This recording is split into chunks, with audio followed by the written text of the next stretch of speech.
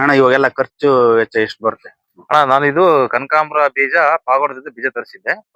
ಪಾಗೋಡದಿಂದ ಬೀಜ ತರಿಸಿ ನಾನೇ ಭರಣಿ ಕೃತಿಕ ಮಳೆ ಮಧ್ಯದಲ್ಲಿ ನಾನೇ ನಮ್ಮ ಜಮೀನಿನಲ್ಲಿ ಮಡಿ ಮಾಡಿಬಿಟ್ಟು ಅದನ್ನ ಚೆಲ್ಲಿಬಿಟ್ಟು ಗೊಬ್ಬರ ಜೊತೆ ಮಿಕ್ಸ್ ಮಾಡ್ಕೊಂಡು ಚೆಲ್ಲಿಬಿಟ್ಟು ಒಂದು 10 ದಿವಸ ಆದ್ಮೇಲೆ ಮೊಳಕೆ ಹೊಡಿತೀವಿ. ಆ ಮೊಳಕೆ ಬಂದ್ಮೇಲೆ ಒಂದು 3 ತಿಂಗಳ ತನಕ ನಾನು ಗಿಡ ನಾಟಿ ಮಾಡಿಲ್ಲ. 3 ತಿಂಗಳು ಹಂಗೆ ಭೂಮಿ ಮೇಲೆ ಇಟ್ಟಿದ್ದೆ. ಆಮೇಲೆ ಅದನ್ನ ಕಿತ್ಕೊಂಡ್ಬಂದು ಸಪರೇಟ್ ಆಗಿ ನಾನು ನಾಟಿ ಒಟ್ಟೈದ್ರ ಜಾಗದಾಗ ಬಿಟ್ಟು ತಗೊಂಬಂದು ನಾನು ಈ ಕಡೆ ಅಡಿಕೆ ಗಿಡದಾಗ ನಾನೇ ಒಟ್ಟೈದು ನಾನೇ ನಾಟಿ ಮಾಡಿಸಿದ್ನಿ. ಅಂದ್ರೆ ಲೇಬರ್ ಇದಕ್ಕೆ ಜಾಸ್ತಿ ಲೇಬರ್ ತಗೊಳಲ್ಲ. ಅಂದ್ರೆ ಇವತ್ತು ಕಿತ್ಕೊಂಡ್ಬಂದು ಇವತ್ತೇ ನಾಟಿ ಮಾಡ್ಬೇಕಂತ ಏನಿಲ್ಲ. ಇವತ್ತು ಬೆಳಿಗ್ಗೆ ಕಿತ್ಕೊಂಡ್ಬಂದ ನಾಳೆನೂ ನಾಟಿ ಮಾಡ್ಬೋದು. ಯಾಕಂದ್ರೆ ಇದಕ್ಕೆ ಬೇರು ಬಹಳ ಗಟ್ಟಿ ಬೇರೆ ಇರುತ್ತೆ. ಮತ್ತೆ ತಾಯಿ ಬೇರು ತಂತುರು ಬೇರು ಮತ್ತೆ ವೈಟ್ ರೂಟ್ಸ್ ಎಲ್ಲ ಬಹಳ ಚೆನ್ನಾಗಿರುತ್ತೆ. ನೆಲಕ್ಕೆ ಹಂಗ ಹಾಕಿದ್ರೆ ಸಾಕಿ ಬೇರ್ ಮೇಲ್ ಮಣ್ಣು ಹಾಕಿದ್ರೆ ಹಂಗ ಹಚ್ಕೊಂಡ್ಬಿಡುತ್ತೆ. ಮತ್ತೆ ಇದಕ್ಕೆ ಹೆಚ್ಚು ಖರ್ಚು ಇಲ್ಲ. ಇದಕ್ಕೆ ಕಡಿಮೆ ಖರ್ಚು, ಆದಾಯ ಹೆಚ್ಚಿರುತ್ತೆ ಕನಕಾಂಬರಕ್ಕೆ. ಹಾಗಾಗಿ ಎಲ್ಲರೂ ಕೂಡ ರೈತರು ಕನಕಾಂಬರದ ಕಡೆ ಹೆಚ್ಚು ಗಮನ ಕೊಡ್ರಿ, ಆದಾಯವನ್ನು ಮನೆಯಾಗ ದ್ವಿಗುಣಗೊಳಿಸ್ಕೊಳ್ರಿ. ಮತ್ತೆ ನೀವು ದಿನನಿತ್ಯ ಮನೆಯಾಗ ಒಬ್ಬ ಮನುಷ್ಯ ಒಂದು ಕುಟುಂಬ ನಿರ್ವಹಣೆ ಮಾಡೋಕಪ್ಪ ಅಂದ್ರೆ 300 400 500 ರೂಪಾಯಿ ಖರ್ಚು ಬರುತ್ತೆ. ಅದೆಲ್ಲವನ್ನು ನಿರ್ವಹಣೆ ಮಾಡಿ ಮತ್ತೆ ನಿಮ್ ಜಮೀನಿಗೆ ಎಕ್ಸ್ಟ್ರಾ ಗೊಬ್ಬರ ಔಷಧಿ ಬೇರೆ ಬೆಳೆಗೂ ಸಮೇತ ಇದು ಸಪೋರ್ಟ್ ಮಾಡುತ್ತೆ. ಕನಕಾಂಬರ ಬೇರೆ ಬೆಳೆಗೂ ಸಪೋರ್ಟ್ ಮಾಡಿ ಮನೆ ಕುಟುಂಬದ ಆರ್ಥಿಕ ನಿರ್ವಹಣೆ ದ್ವಿಗುಣಗೊಳಿಸ್ತದೆ. ಹಾಗಾಗಿ ಹೆಚ್ಚು ಇದಕ್ಕೆ ಖರ್ಚೇನ್ ಬರಲ್ಲ. ಇದಕ್ಕೆ ಖರ್ಚು ಹೆಚ್ಚು ಒಂದು ಖರ್ಚೇನೆ ಬರಲ್ಲ. 1 ಕೆಜಿ ಬೀಜ ತಗೊಂಡ್ರೆ ಏನಿಲ್ಲ ಅಂದ್ರೆ ಒಂದು 10,000ದಿಂದ 10 ಇಲ್ಲ 15,000 ಸಸಿ ಆಗುತ್ತೆ. 1 ಕೆಜಿ ಬೀಜ ತಗೊಂಡ್ರೆ ಬಹಳ ಇಳುವರಿ. ಮತ್ತೆ ಈ ಟೈಮಲ್ಲಿ ಅಂತೂ ಸಿಕ್ಕಾಪಟ್ಟೆ ಇಳುವರಿ ಬರುತ್ತೆ. ಅಡಿಕೆ ತೋಟದಲ್ಲಿ ಹಾಕೋದ್ರಿಂದ ನಮಗೆ ಇದು ಕೊಡಿಯೋ ಔಷಧಿನ ಅದು ಕೊಡಿಯೋ ಔಷಧಿ ಕನಕಾಂಬರ ಗಿಡಕ್ಕೆ ಕೊಡಿಯೋ ಔಷಧಿ ಅಡಿಕೆಗೂ ತಗೊಳ್ತದೆ. ಅಡಿಕೆ ಕೊಡಿಯೋ ಔಷಧಿ ಇದನ್ನು ತಗೊಳುತ್ತೆ. ಒಂದೇ ಕೆಲಸನ ಒಂದೇ ಸಲ ಮಾಡೋದು 2 ಡಬಲ್ ಕೆಲಸ ಆಗುತ್ತೆ. ಮತ್ತೆ ನಿಮಗೆ ಲೇಬರ್ ಖರ್ಚುನು ಕಡಿಮೆ ಆಗುತ್ತೆ. ಮತ್ತೆ ಈ ಭೂಮಿ ನಾವು ಕನಕಾಂಬರ ಹಾಕಿರೋದ್ರಿಂದ ಅಡಿಕೆ ಸಾಲಲ್ಲೇ ಬಡ್ಡೆಗೆ ಹುಲ್ಲೆಲ್ಲ ಕ್ಲೀನ್ ಮಾಡ್ಕೊಂತಿರುತ್ತೆ. ಮತ್ತೆ ನೀರನ್ನು ಹೆಚ್ಚೆಚ್ಚುವ ಕೊಡೋದ್ರಿಂದ ಅಡಿಕೆ ಫಸಲು ಚೆನ್ನಾಗಿ ಹಿಡಿತದೆ.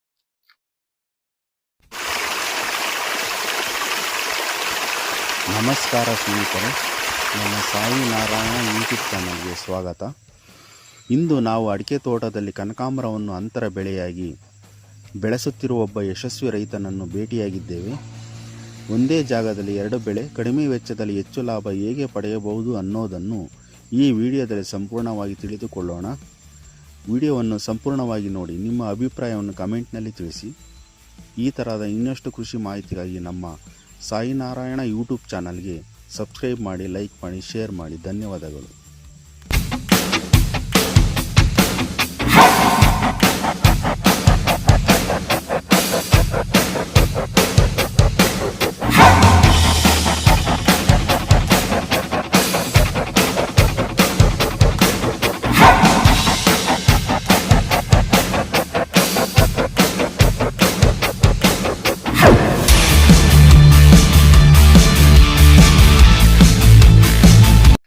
ನಿಮ್ಮ ಹೆಸರು ಪರಿಚಯ ಮಾಡಿ.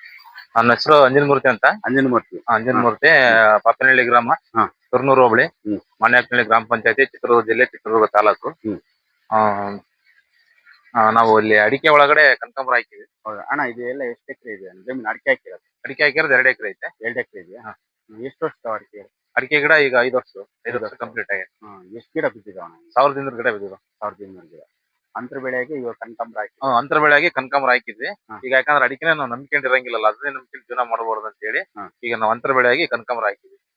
ಕನಕಾಂಬರ ಒಂದ್ ದಿವಸಕ್ಕೆ ಏನಿಲ್ಲ ಅಂದ್ರೆ ಈಗ 2.5 ಕೆಜಿ ಸಿಕ್ಕೈತಿ ಈ ಬೀಡಿಗ. ಈಗ ಜಾಸ್ತಿ ಆಗ್ತಾ ಏನಿಲ್ಲ ಅಂದ್ರೆ ಒಂದು ಬೀಡಿಗೆ ಒಂದು 15 ಕೆಜಿ ಸಿಗುತ್ತೆ. 10ರಿಂದ 15 ಕೆಜಿ ಸಿಗುತ್ತೆ. 10ರಿಂದ 15 ಕೆಜಿ ಸಿಗುತ್ತೆ. ಅಣ್ಣ ಇವಾಗ ಕನಕಾಂಬರ ಹಾಕಿರಲ್ಲ, ಇದು ಎಷ್ಟನೇ ತಿಂಗಳು ಅಣ್ಣ? ಈ ಕನಕಾಂಬರ ಹಾಕಿರೋದು 5ನೇ ತಿಂಗಳು. 5ನೇ ತಿಂಗಳು. 5ನೇ ತಿಂಗಳಿಗೆ ಬಂದಿದ್ದಾವೆ. 5ನೇ ತಿಂಗಳು ಸ್ಟಾರ್ಟ್ ಆಗ್ಬಿಡು. 5 ತಿಂಗಳು ಬೇಕಾದ್ ಬರಕ್ಕೆ. ನಾಟಿ ಬೀಜ ಹಾಕಿದ್ದು ನಾನು ಮುಂಗಾರಿಗೆ ಹಾಕಿದ್ದೆ. ಬೀಜ ನಾಟಿ ಮಾಡಿದ್ದು ನಾವು ಒಟ್ಟೊಯ್ದಿದ್ದೆ. ನಾನೇ ಒಟ್ಟೊಯ್ಕೊಂಡು 1000 ರೂಪಾಯಿ ಒಂದು ಸೇರ್ ತಂದು ಕೆಜಿ ತಂದು ಒಟ್ಟೊಯ್ದು ನಾನೇ ಮಾಡಿದ್ದು ಎಲ್ಲ. ನಾನೇ ಒಟ್ಟೊಯ್ಕೊಂಡ್ ಮಾಡಿದ್ದೆ. ಟೋಟಲ್ 15,000 ಸಸಿ ಬಿದ್ದತ್ತೆ. 15,000 ಅಂದ್ರೆ ಅಂತರ ಬೆಳೆಯಾಗಿ ಹಾಕಿದ್ನಲ್ಲ, ಅದಕ್ಕೆ 15,000 ಬಿದ್ದತ್ತೆ. ಅಣ್ಣ ಈ 2 ಎಕರೆಗೆ 15,000 ಸಸಿ ಬಂದಿದ್ದಾವೆ. ಎಲ್ಲಿಂದ ತಂದಿದ್ದೀರ?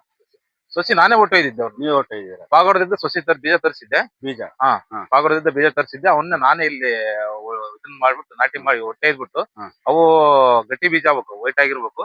ಶಿವರಾತ್ರಿ ಆದ್ಮೇಲೆ ಬೀಜ ಮಾಡಿರ್ಬೇಕು ಅಂತ ಕ್ವಾಲಿಟಿ ಬೀಜ ಹಾಕೊಂಡು ನಾವೇನೆ ಮಾಡ್ಕೊಂಡು ಅವನ್ನ ಒಟ್ಟೊಯ್ದಿದ್ದೆ. ಆ ಹುಟ್ಟಾಕನೆ 15 ದಿವಸ ಬೇಕು. ಅಣ್ಣ ಅದೆಲ್ಲ ಬೀಜ ತರದು ಹೆಂಗ ಕ್ರಮ ಹೆಂಗ್ ಅಂತ ಹೇಳಿ. ಬೀಜ ಏನಿಲ್ಲ, ಶಿವರಾತ್ರಿನೇ ಬಿಸಿಲಿಗೆ ಇರ್ಬೇಕು. ಮತ್ತೆ ಫುಲ್ ಚೆನ್ನಾಗಿ ಗಟ್ಟಿ ಇರೋ ತೆನೆನೆ ನೋಡ್ಕೊಬೇಕು. ಆ ಗಟ್ಟಿ ಇರೋ ತೆನೆ ಅಂದ್ರೆ ಇಲ್ಲಿ ತೆನೆ ಇದು ತೋರಿಸ್ತಾನೆ ಇದ್ರೊಳಗೆ ಇರ್ತದೆ. ಒಂದು ಹೂವನೇ ಕಿತ್ತು ತೋರಿಸ್ಬಿಡ್ತು. ಈ ತರ ಇರುತ್ತೆ ಇದು. ಇದ್ರೊಳಗಡೆ ಬರುತ್ತೆ ಅಂದ್ರೆ ಇದು ಸಣ್ಣ ಗಿಡ ಇರುತ್ತೆ, ಇದು ಬೀಜ ಮಾಡಕ್ ಬರಲ್ಲ. ಒಂದು 5 ವರ್ಷದ ಗಿಡ ಆದ್ರೆ ಬೀಜ ಮಾಡಬಹುದು. ಬೀಜ ಮಾಡಬಹುದು. ಅದಕ್ಕೆ ಇದನ್ನ ಏನ್ ಮಾಡ್ಬೇಕಪ್ಪ ಅಂದ್ರೆ ಒಂದು 5 ವರ್ಷ ಆದ್ಮೇಲೆ ಇದೇ ಗಿಡಗಳು ತಗೊಂಡು ನಾವು ಬೀಜ ಮಾಡ್ಬೋದು. ಚೆನ್ನಾಗಿ ಅಂದ್ರೆ ಶಿವರಾತ್ರಿ ಆದ್ಮೇಲೆ ಬಿಸಿಲಿಗೆ ಗಟ್ಟಿ ಬೀಜ ಬರುತ್ತೆ. ಅದನ್ನ ಚೆನ್ನಾಗಿ ಒಣಗಿಸಿ ಬರೀ ಒಂದ್ 2 ಚಮ್ ನೀರ್ ಸಿಮಿಸ್ಬಿಟ್ರೆ ಒಂದು ಇಷ್ಟು ಹೊಲಕ್ಕೆ ಏನಾದ್ರು ಒಂದು 10 kg ಬೀಜ ಹಾಕೋದು. ಬೀಜ ಆಗುತ್ತೆ. ಅದನ್ನ ಒಂದು ಭರಣಿ ಮಳೆಗೆ ಹಾಕ್ಬೇಕು. ಅಶ್ವಿನಿ ಭರಣಿ ಮಳೆ ಅಷ್ಟೇ, ಅದ್ರ ಮೇಲೆ ಹಾಕಿ ಹುಟ್ಟಲ್ಲ. ಅಶ್ವಿನಿ ಭರಣಿ ಮಳೆಗೆ ಹಾಕ್ಬೇಕು. ಅಶ್ವಿನಿ ಭರಣಿ ಕೃತಿಕ ಈ 3 ಮಳೆ ಒಳಗಡೆನೆ ಹಾಕ್ಬೇಕು. ಬೀಜ ತರ್ಬೇಕಾದ್ರೆ ಅವ್ ಎಷ್ಟು ವರ್ಷ ಇರ್ಬೇಕು ಗಿಡ? ಒಂದ್ 5 ವರ್ಷ ಆಗಿರ್ಬೇಕು. 5 ವರ್ಷ ಕಂಪಲ್ಸರಿ. 5 ವರ್ಷ 4-5 ವರ್ಷ ಆ ಗ್ಯಾಪ್ ಅಲ್ಲಿ ಒಟ್ಟಲ್ಲಿ ಎಷ್ಟು ವರ್ಷನ ಆಗಿರ್ಲಿ. ಒಂದ್ಸಲ ಹಾಕಿದಪ್ಪ ಅಂದ್ರೆ ಚೆನ್ನಾಗಿ ನೋಡ್ಕೊಳೋ 10 ವರ್ಷ ಬೇಕಾದ್ರೆ ಇರುತ್ತೆ. ಮತ್ತೀಗ ಹಾಕಿ ತೆಗಿಬೇಕಂತದ್ದು ಏನಿಲ್ಲ. ಹಾಗಾಗಿ ಇದರಿಂದ ಬಹಳ ಅನುಕೂಲ ಐತೆ. ಕನಕಾಂಬರ ಹಾಕೋದ್ರಿಂದ ಬಹಳ ಚೆನ್ನಾಗಿ ಜೀವನ ಮತ್ತೆ ಕುಟುಂಬ ನಿರ್ವಹಣೆನೂ ಮಾಡ್ಕೊಬಹುದು.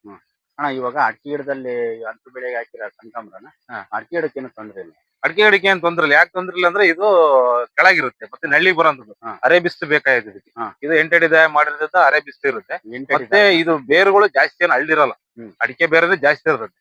ಅದಕ್ಕೂ ಇದಕ್ಕೂ ಮ್ಯಾಚಿಂಗ್ ಆಗುತ್ತೆ. ಕನಕಾಂಬರಕ್ಕೂ ಇದಕ್ಕೆ ಯಾಕೆ ಮ್ಯಾಚಿಂಗ್ ಆಗುತ್ತೆ ಅಂದ್ರೆ ಇದು ಬಿಸಿಲು ಇರುತ್ತೆ, ಇದು ನೆಳ್ಳು ಇರುತ್ತೆ. ಮೇಲೆ ಬಿಸಿಲು, ಇದು ನೆಳ್ಳು. ಇದಕ್ ಬೇಕಾಗಿರೋದು ಬಿಸಿಲಿಗೆ ಜೊತೆಗೆ ನೆಳ್ಳುನೂ ಬೇಕು. ಅವೆರಡು ಸಮೇತ ಸಮ ಪ್ರಮಾಣದಲ್ಲಿ ತಗೊಳಕ್ಕೆ ಇದಕ್ಕೆ ಅನುಕೂಲ ಆಗುತ್ತೆ. ಅದಕ್ಕೆ ನಾವ್ ಇದನ್ನ ಹಾಕಿದ್ವಿ. ಇದೆಲ್ಲ ಔಷಧಿ ಆತರ ಸ್ವಲ್ಪ ಗೊಬ್ಬರ ಏನ್ ಕೊಡ್ಬೇಕು ಅಂತ? ನಾನು ದನಿ ಗೊಬ್ಬರ ಕೊಟ್ಟಿದ್ದೆ ಸ್ಟಾರ್ಟಿಂಗ್.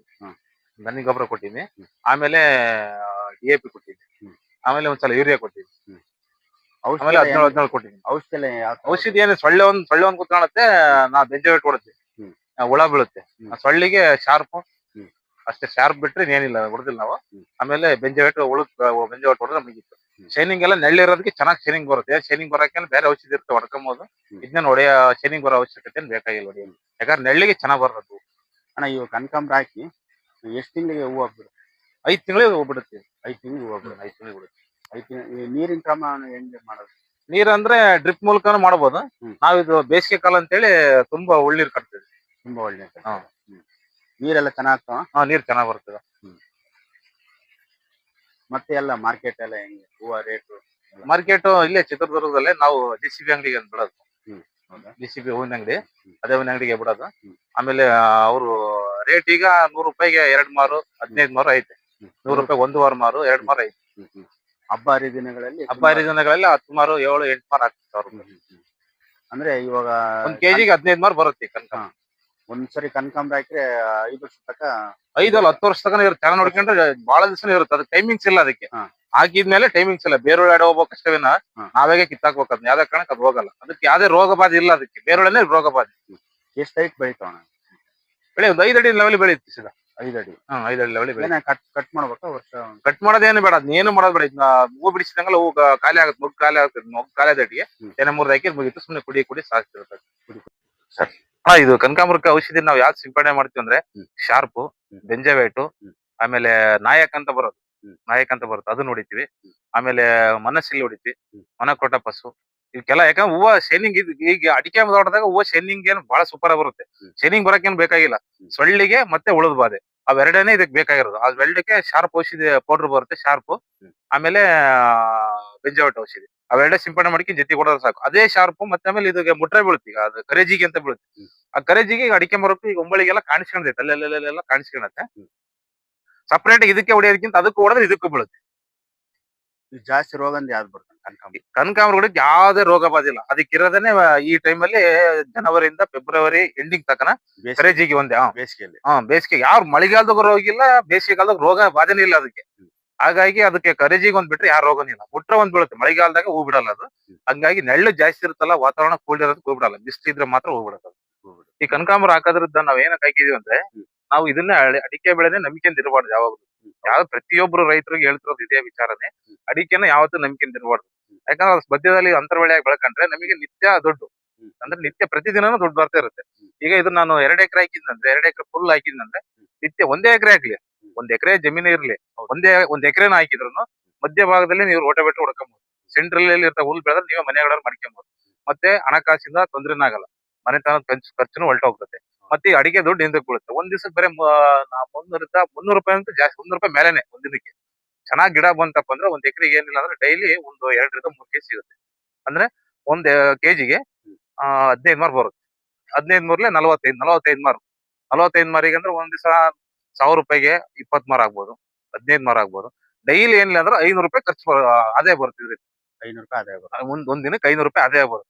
ಇದನ್ನ ಆದಾಯದಿಂದ ನಾವು ನಮ್ಮ ಕುಟುಂಬ ನಿರ್ವಹಣೆಯನ್ನ ಬಹಳ ಈಸಿಯಾಗಿ ನಿರ್ವಹಣೆ ಮಾಡ್ಕೊಂಡು ಹೋಗ್ಬೋದು. ಇಲ್ಲಾಂದ್ರೆ 5 ವರ್ಷ ತನಕ ಅಡಿಕೆನೆ ಇದನ್ನೇ ನಂಬ್ಕೊಂಡಿರ್ಬಾರ್ದು. 5 ವರ್ಷ ತನಕ ಇದನ್ನೇ ನಂಬ್ಕೊಂಡಿರ್ಬಾರ್ದು. ಯಾಕಂದ್ರೆ ಇದ್ರ ಮೇಲೆ ಡಿಪೆಂಡ್ ಆಗಿರ್ಲೇಬಾರ್ದು. ಯಾವ್ದೇ ಕಾರಣಕ್ಕೂ ರೈತರು ಪ್ರತಿಯೊಬ್ರು ಹೇಳೋದಿಷ್ಟೇನೆ, ಅಡಿಕೆ ಮೇಲೆ ಯಾರು ಡಿಪೆಂಡ್ ಆಗಿರ್ಬಾರ್ದು. ಮಧ್ಯದಲ್ಲಿ ಕನಕಾಂಬರ ಹಾಕ್ರಿ. ಯಾಕೆ ಕನಕಾಂಬರ ಹಾಕ್ಬೇಕಂದ್ರೆ ಇದು ಬಿಸಿಲು ಮತ್ತೆ ನೆರಳು ಸಮ ಪ್ರಮಾಣದಲ್ಲಿ ಬಿಡುತ್ತೆ.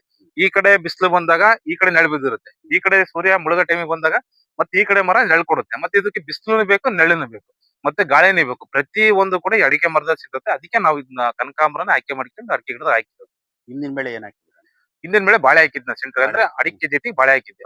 ಅದು 1 ವರ್ಷಕ್ಕೆ ಬಾಳೆ ಕ್ಲೋಸ್ ಆಯ್ತದೆ. 1 ವರ್ಷಕ್ಕೆ ತೆಗೆದ್ಬಿಟ್ಟು ಅದು. ಬಟ್ ಯಾವ್ದಾದ್ರು ಸರಿ ಅಂತರ ಬೆಳೆ ಹಾಕ್ಬೇಕು. ಇದನ್ನ ಈ ಬೆಳೆನ ಹಾಕಿ ತೋರಿಸಿದ್ರೆ ನಮ್ಮ ಅಪ್ಪರೇ ಹಾಕಿದ್ರು. ಮುಂಚೆ ನಮ್ದು ಇನ್ನೊಂದು ಅಡಿಕೆ ತೋಟ, ಇನ್ನೊಂದು ಎಕರೆ ಇತ್ತು. ಆ ಅಡಿಕೆ ತೋಟದಾಗೆ 1 ಎಕರೆನ ಕನಕಾಂಬರ ಹಾಕಿ ಆ ಕನಕಾಂಬರ ನಿರ್ವಹಣೆ ನೋಡ್ಕೊಂಡು ನಾನೀಗ ನಮ್ಮ ಅಪ್ಪಂದೇ ನಾನು ಫಾಲೋ ಮಾಡ್ಕೊಂಡು ಹೋಗ್ತಾ ಇದ್ದೀನಿ. ನಿಮ್ ತಂದೆಯವರು ಹಾ. ಏನ್ ಮಾಡಿದಾರೆ ಅದನ್ನ ಫಾಲೋ ಹಾ. ಮಾಡಿ. ಈಗ ಅವ್ರು ಕನಕಾಂಬರ ಹಾಕಿದ್ದು ಫಸ್ಟ್ ಕನಕಾಂಬರ ಅಡಿಕೆ ಹಾಕಿ ಪಟ್ ಅಂತ ಕನಕಾಂಬರ ಹಾಕಿದ್ರು. ಆ ಕನಕಾಂಬರನ ಹಾಕಿ ಬೆಳೆಸಿರೋದಕ್ಕೇನೆ ಮತ್ತೆ ಅಡಿಕೆ ಮರನು ಗ್ರೋತ್ ಬಂದಿತ್ತು. ಇದು ಕೂಡ ಔಷಧಿ, ಇದನ್ನು ತಗೊಳುತ್ತೆ. ಮತ್ತೆ ಇದಕ್ಕಾಗಿ ಸಪರೇಟ್ ಆಗಿ ಔಷಧಿ ಸಿಂಪಡಣೆ ಮಾಡೋ ಅವಶ್ಯಕತೆ ಇರಲ್ಲ. ಇದು ಕೊಡಿ ಔಷಧಿ, ಅದಕ್ಕೆ ಸಿಂಪಡಣೆ ಮಾಡ್ಕೊಂಡು ಬಹಳ ಚೆನ್ನಾಗಿರುತ್ತೆ.